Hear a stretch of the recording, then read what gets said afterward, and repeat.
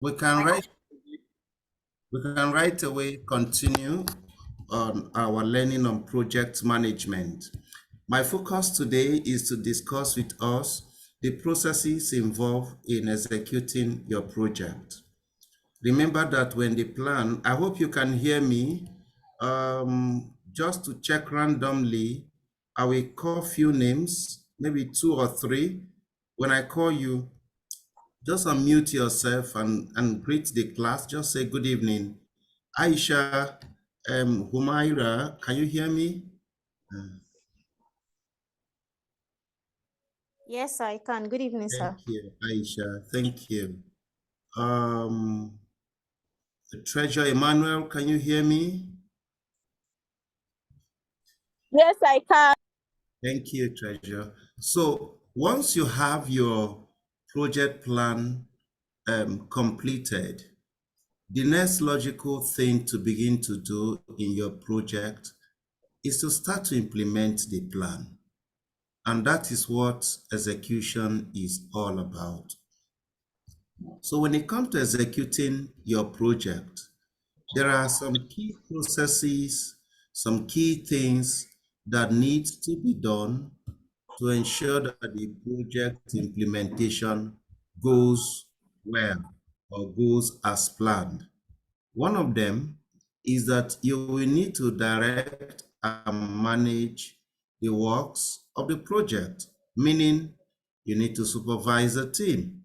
You need to make sure that everybody is doing what they have been assigned to do, and they are doing that in accordance with the plan. That's exactly what it means to direct and manage project works. So that is one of the key things. That number one also spells out the actual implementation of the project activities according to the way we have planned, we will implement them. For execution to go well too, you need to acquire the resources needed to carry out the works. You remember one of the things you planned for was you planned resources. You estimated what resources needed to implement, to carry out each of the activities of the project in terms of labor, in terms of material, in terms of equipment. So when it comes to the point of executing, you need to acquire those resources. If it is labor, you need to get the labor. Whether you are getting the labor from within the organization, that is, making up the team from existing staff members, or whether you are going right outside the organization to recruit people that you will use to carry out the project work. Whatever the case be, you need to get the people, you need to acquire labor. Also, in acquiring resources, you need to get the equipment. Whether you are using the existing equipment that company already have, you need to know the procedures and follow the procedures required to get those equipment assigned to you and approved to you for you to use. Some companies have their procedure for instrumentation usage.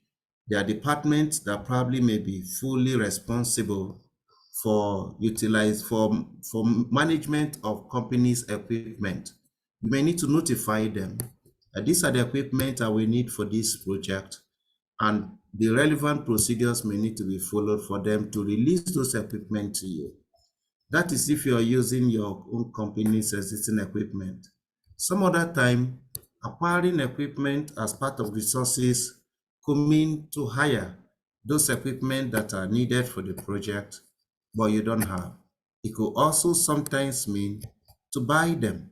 So anyone that it is, get them. And finally, in acquiring resources, you need to get the material. Sometimes it could mean going to the person who is in charge of your company's inventory or warehouse and let the person know that these are the materials I'll be needing for this project.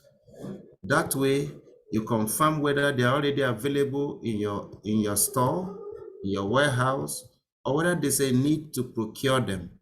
But remember, when you manage a project, doesn't mean you're going to work in isolation.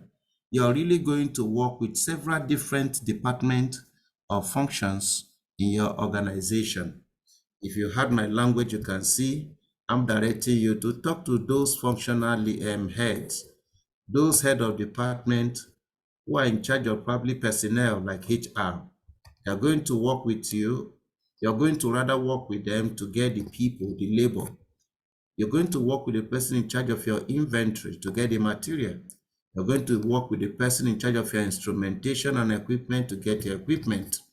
You understand? In execution also, you will need to develop the human component of your resources. That is the team. You have to know that some of the competencies that may be required of them to have to do the work, they may not have. Some of the capabilities they may not have. And therefore, there may be need for those competencies to be developed so that they can do the work. Sometimes, just to give an example, you see organizations, when they bring in someone or recruit someone, one of the very first things they do is to find a way to train that person. And training happens to be one of the techniques that we can always deploy in developing our team. In execution, you will need to track the performance of the team. You will need to make sure that team members are efficient. Team members are performing. Performing here means they are delivering results as they are expected to deliver those results. Within the time is expected to be delivered and within the quality specifications that they are supposed to deliver. So when you're tracking performance of your team, that's where we say you are managing the team. That's managed team. We do that in execution. In execution, you need to conduct procurement as needed. Procurement means situation where you bring in someone outside your team to do, or an organization outside your team to deliver a value for you in your project, that is to carry out a work or two for you in the project. The closest next word for procurement is buy. So when I buy services of people, of organization, meaning I engage them to do something for me in my project, that's procurement. In execution, we need to conduct procurement. What does it mean to conduct procurement? It means if you have decided to use a vendor at any point in your project, conduct procurement means go look for that vendor, go look for that supplier. You understand? If you have decided, and another word we can use to represent procurement is outsource. If you have decided to outsource any part or sublet, subcontract, those are words that represent the same meaning as procurement. So if at any point in your project, you have said, I'm going to give out or sublet or outsource this aspect of my project to someone, to an organization, to deliver for us. At the point of execution, go get the person, go get the organization. So all the effort you make in order to get the person or the organization you want to outsource any component of your project work is what we call conduct procurement. It could range from advertising the opportunity to a point of you evaluating their proposal and then to signing of an agreement and so on and so forth. And then, of course, the person, mobilizing to site to do the work. In execution, you also manage communication. You try, as work is going on, you are generating work performance information. And those work performance information are put in a format that various stakeholders can understand it, and you send it across to them. You understand? So that way, you are making sure that information that each stakeholder want to hear from you are actually getting to those stakeholders. And that way we say you're managing communication. In execution, you are to implement risk responses.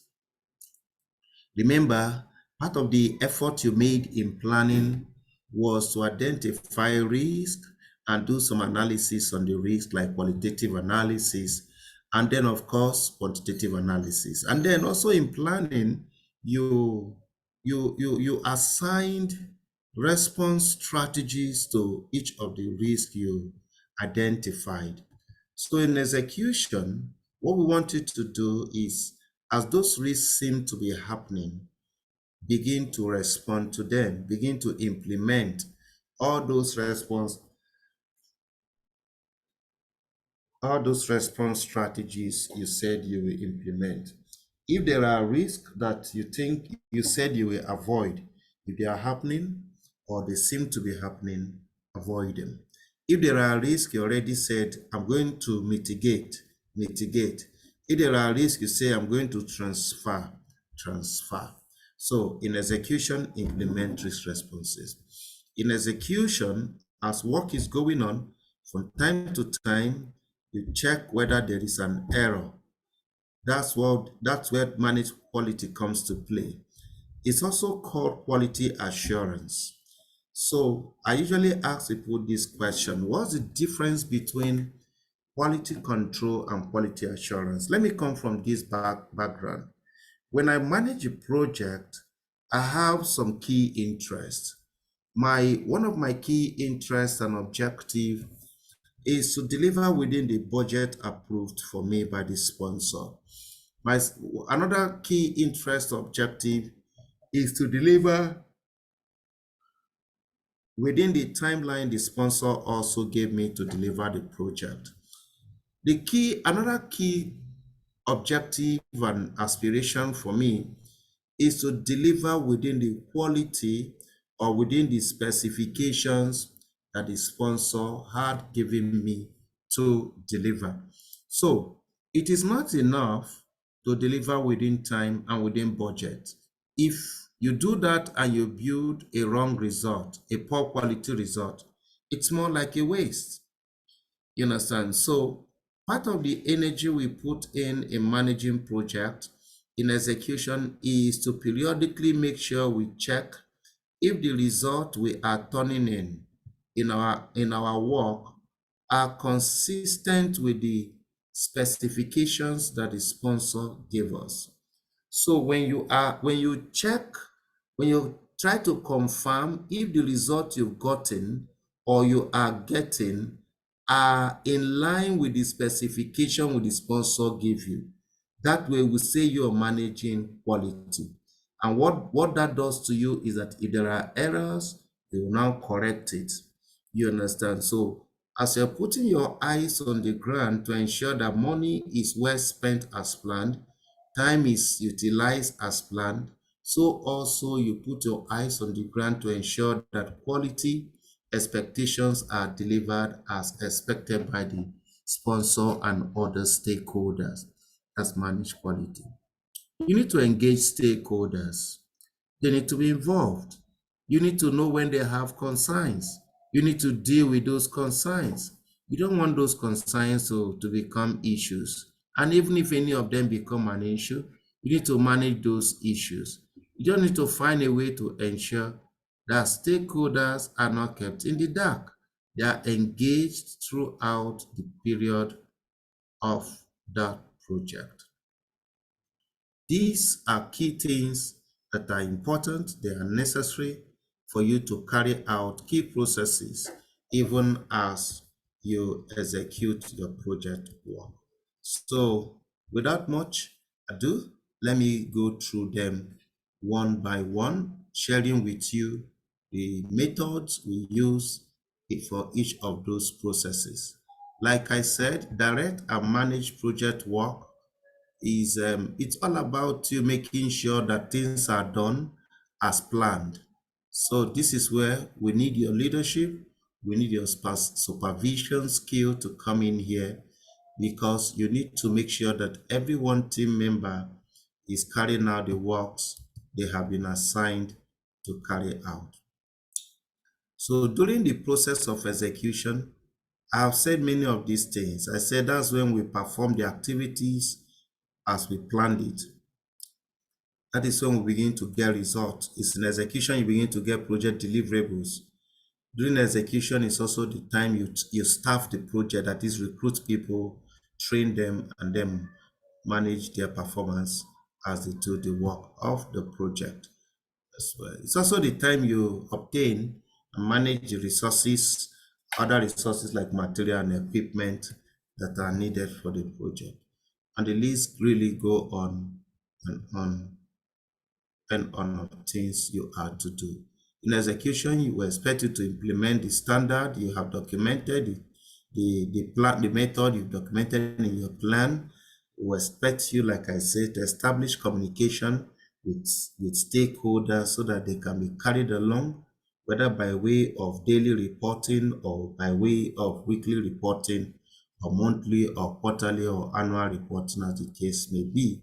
So as execution is going on, you're generating data like how much has been spent, how much time has been taken, what's the quality and technical progress, and all these data can help you to forecast about how the project is going. Is the project lagging behind? Will the project be delivered as scheduled, or is the project ahead of schedule? So these are very important.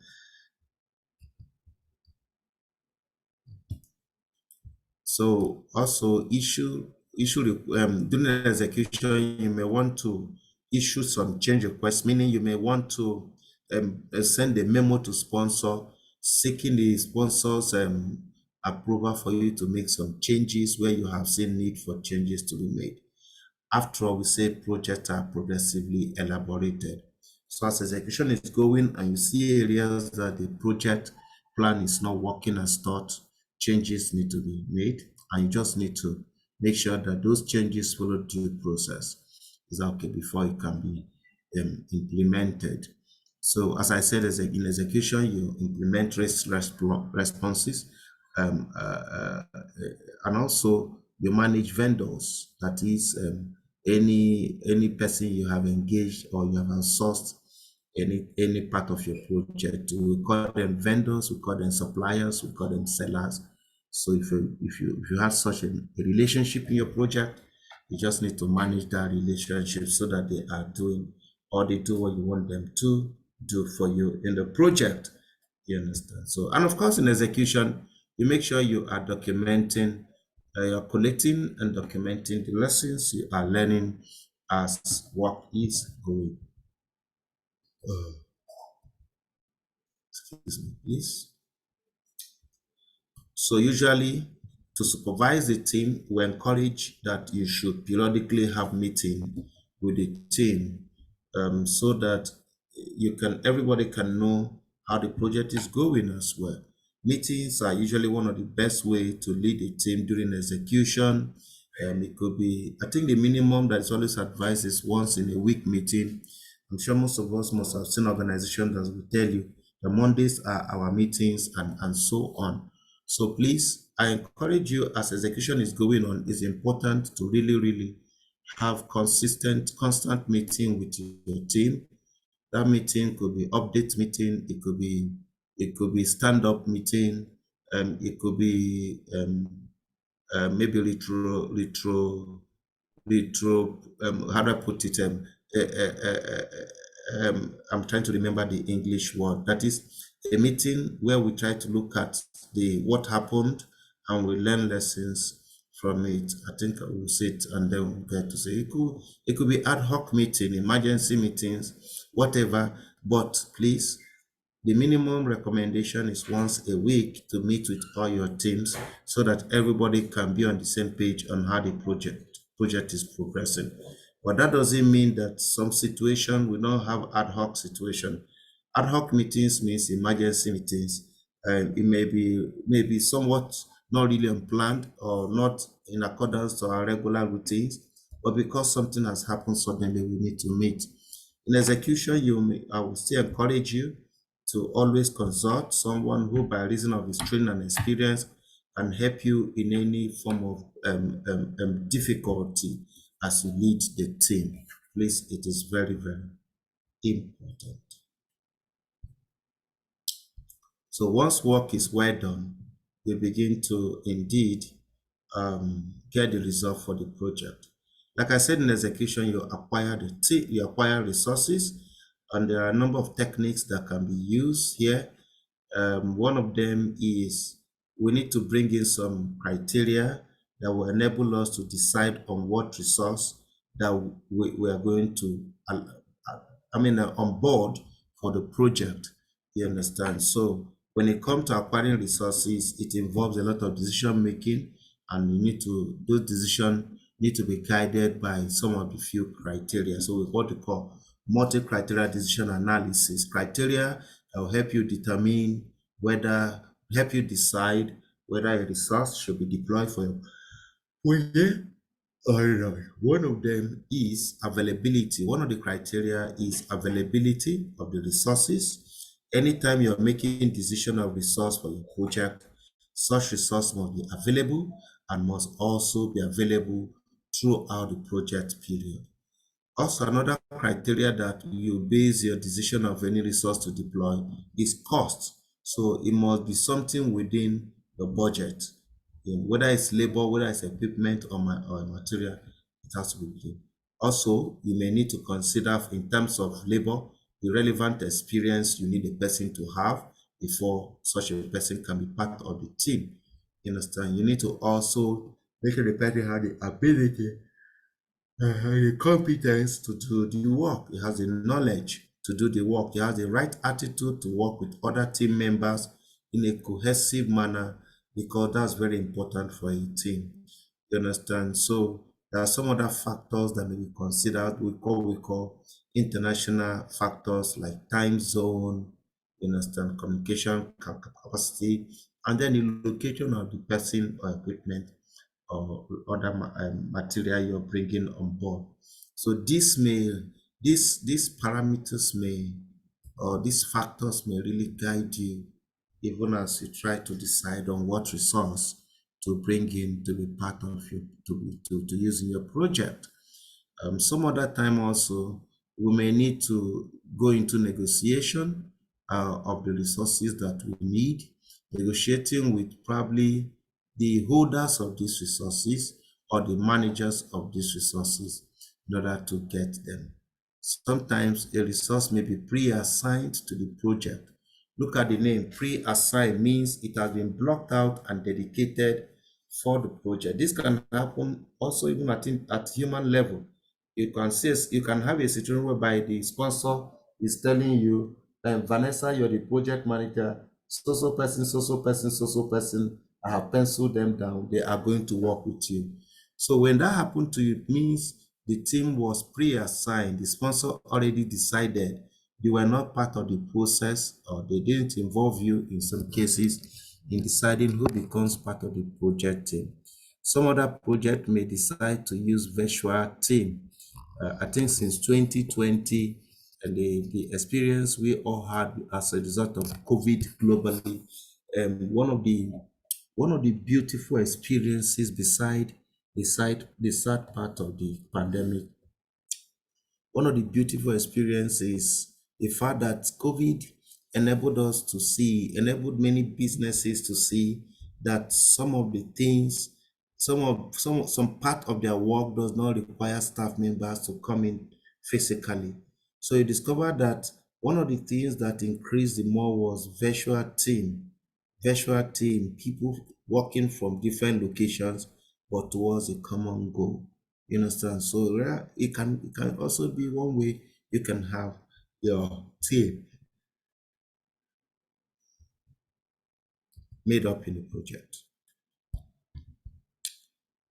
You will need to develop the team. Like I said, it's just an effort we make to improve their competencies, improve their interactions, and improve the overall environment of the team with a goal of enhancing performance. I repeat, the whole essence of developing your team is to enhance their performance. You understand? So whatever method you're going to use to do that, the whole essence is to enhance performance. You understand? So it's important as a project manager that you identify you build and maintain and motivate, lead and inspire your project team to achieve the performance that they need to achieve. The key word is, as a project manager, you're not only to identify your team, the right team, but you must build them up. When you build them up, you must keep them. That's maintained. So find a way to make sure they don't leave you. So, and that may be achieved by good motivation structures put in place. You understand? Good leadership also will help you inspire the team to achieve what you want them to achieve as far as the project is concerned.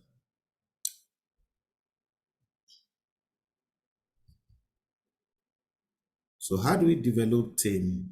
Even before we talk about how do you develop team, um, the question is, why do we develop team? It improves their knowledge uh, and skills and enables them to do the work more better. Even some people feel developing the team is expensive, but by the time you see the cost of working or assigning someone who is not well trained, why can't you compare the cost? You know that the cost of developing a team is nothing compared to the cost of working with an incompetent person in your team. So the knowledge will be developed and skill will be developed, improved. Also, there's this improved feeling of trust and agreement among the team members in order to raise morale. You understand? So developing the team also provide opportunity for the team to come together, and that enhances the trust among them. It also, which now goes ahead to create that cohesive culture, you understand, within the team. And the result of cohesive culture is productivity, high result. Yeah. Every project team usually go through this phase. So the first thing that happens to every team is that they are formed, what we call forming stage. And usually this is usually the first phase in the project team. And when they begin to learn about the project and probably about their various roles and responsibilities. And then you understand, a lot of time at this phase, team members tend to be independent and not open. You get it? So they try to keep to themselves because maybe everybody just trying to learn everybody at that beginning. Um, People just keep to themselves and all that. So and before you know it, from that forming stage, they move to the next stage we call storming phase. You understand? And like the name suggests, uh, team members begin to antagonize each other, maybe because each person is trying to promote their own personal objective and not the team or project objective. And then each person is seeing the other person as a threat to his or her aspiration. And then there will be no collaboration among them. You understand? And sometimes they're not open to differing ideas. They argue a lot. They antagonize one another a lot. You observe that in your first few meetings. You understand? So, and then, and as a project manager, you need to keep communicating to the team the corporate objective of the team, not individual objective. From there, the team move to the norming. In the norming stage, the team members are beginning to realize that they are working as a team. They need each other. They are beginning to realize, just a brief phase, and then they move into their full realization, the performing stage. In performing stage, there's a support. They are supporting each other. Everybody is working as one. There is what we may call esprit de corps, like they say in the military. You understand? So there's cohesion, there's synergy, there is some collaboration happening at this point in time. But once the project result is achieved and the project is closed, then the team will be adjourned, which means will be closed. So every team undergoes these 5 stages in their development. And guess what? Anytime you bring in new person into an existing team, they go back to stage 2 of the development, which is storming. You understand? They go back to stage 2 and start working down to runway to perform it, and then when the team is closed, adjourn. You so sorry for that. Appear so tired.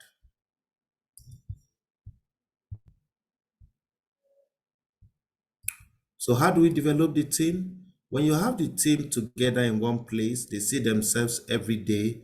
It provides an opportunity for them to cross-learn, meaning learn from one another. You understand? And of course, that's a way of also developing the team. That doesn't mean we cannot deploy some relevant communication technologies to still help virtual team to develop.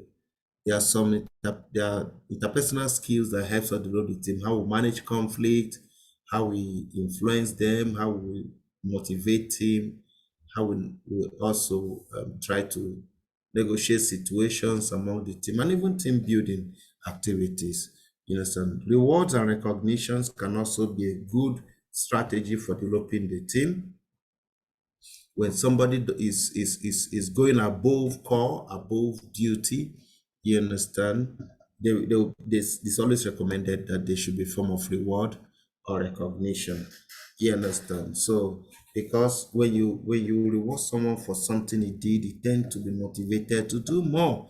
I think it's just a natural principle. So training is also a way we develop the team as well.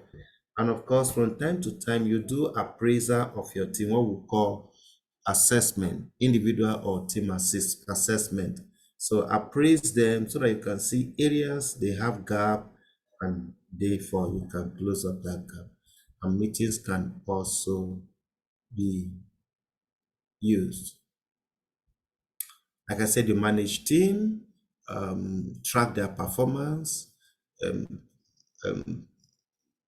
resolve issues, manage changes, provide feedbacks. These are things that happens in managed team. I repeat, track their performance, monitor their performance, provide feedback, also resolve issues as it's coming up, because one thing is certain, there will always be issues among your team members. It's constant K. You understand? If there's a team without an issue, we need to check whether there's a team. Is that okay? A lot of time, what causes this issue or this conflict rather are legitimate. Maybe because we are sharing equipment and it's causing us. And don't see those conflicts from negative light, because if there's anything that brought about the conflict is the fact that there's a project and there's a team. If there was no project and no team, maybe wouldn't there will be no conflict. There will be no team to begin to have conflict among themselves. Is that okay? So don't have a negative perspective about conflict.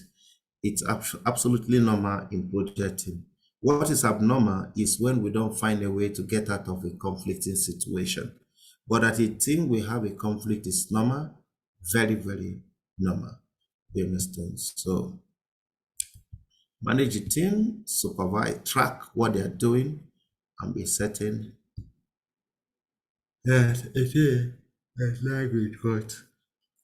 in line with the performance expectation they're needed. So these are some of the techniques, like I said earlier, that will be useful as you manage your team. You need to know how to manage conflict. You need to know how to make decisions. The team, you need to apply emotional intelligence. You need to influence the team. You need to provide good leadership, you understand, for the team. These are ways we can actually manage the team. When it comes to managing conflict, there are options we use that are there. I think I shared it in the note also. There are options. Everybody, different people have different styles of managing conflict. You understand? Some people involve group, seek group opinion before they arrive at a conclusion. Some other people decide to just use other means to resolve their conflict. Whatever the case may be, these are some of the strategies, options that may be of use in no particular order. You understand? You may want to manage conflicts by a technique we call withdrawing or avoiding, that is retreating from an actual or potential conflict situation. You understand? It may not really be the best. It's like we know what is causing conflict, but we'll try to avoid it. It may not be really be the best. We have smoothing or accommodating. That is when we try to resolve conflict by emphasizing area that both parties have a common agreement, taking the attention away from what is causing the difference or disagreement. That is smoothing. We have compromising or reconcile.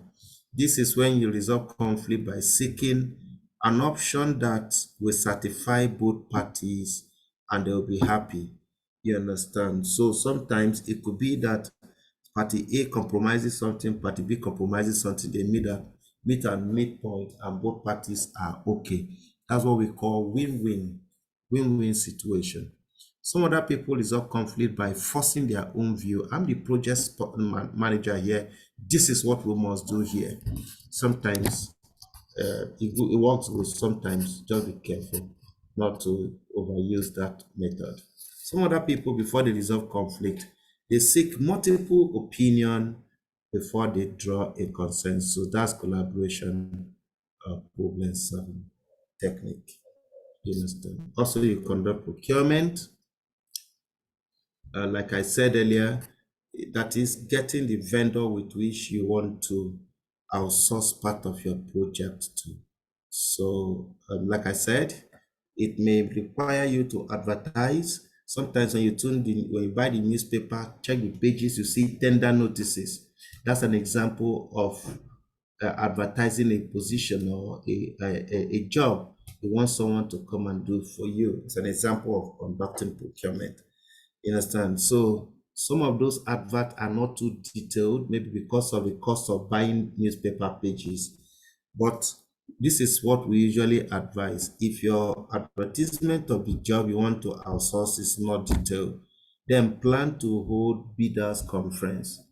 Bidders conference is a meeting of every interested bidder where you are a meeting you invited every interested bidder with the goal of explaining to them details about the job that you want one of them or two of them to do for you. The whole essence is you want to provide them enough information so that when they are bidding, they are doing so from the background of knowledge. So also, by the time they submit their proposal, you need to evaluate it. You need to do both technical and financial evaluation. Technical evaluation is aimed at finding out if the vendors have the competence, have what it takes to deliver the job. You're not looking at the money they bidded. You're just looking at, do they have what it takes? And it's always good to have a criteria like we have discussed in brand procurement. You understand? So proposal may be evaluated. Those who pass technical evaluation will now proceed to financial evaluation until you now get the one or two or what number of people you want to work with. There may be negotiations at the end of giving a vendor a work to do for you. You may say, okay, there are one or two of your conditions that are not looking favorable for us, and we're thinking if you can make an adjustment. An example, imagine in your agreement, you said you pay at the end of the entire work you are given. The person may say, Kai, why not give us phase by phase? Since it's a 4-phase assignment, we'll finish phase one, pay us for phase one. We'll finish phase two so that we can move on to phase two, pay us for phase two. And the list really go on and on and on. You understand? So expert judgment also can be deployed. A lawyer is also a very important person that will be a good expert in this case.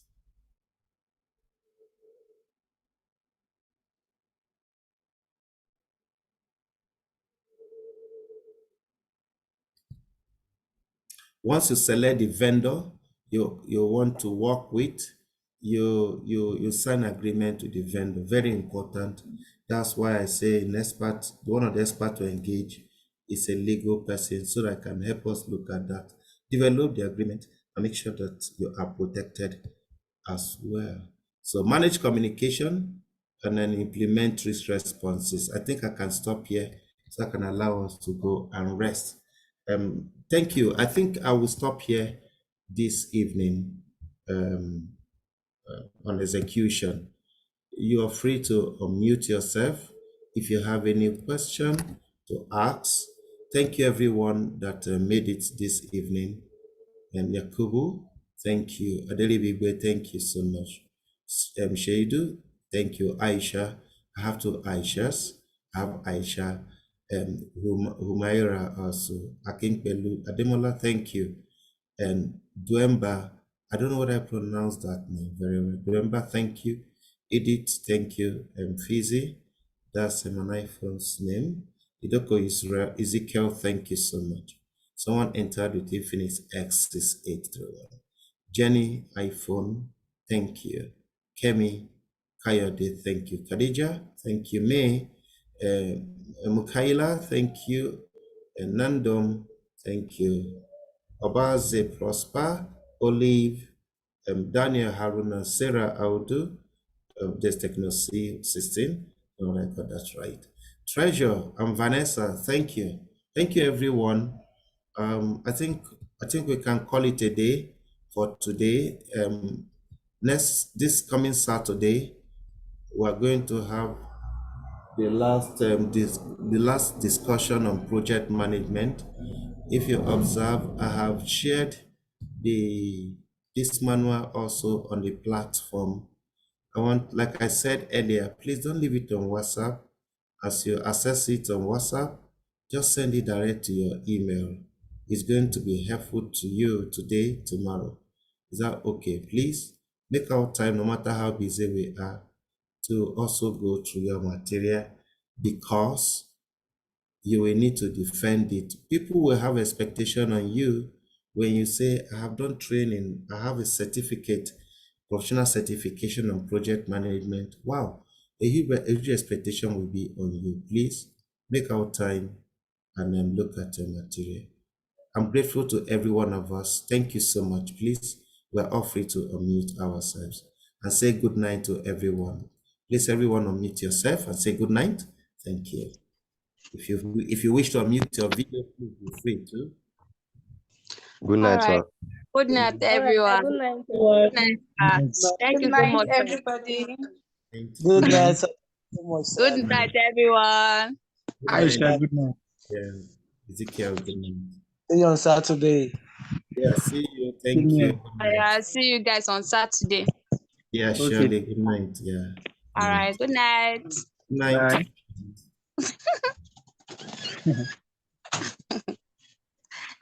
Okay, please permit me to end the meeting for all so that. All right, sir. Thank you. All right.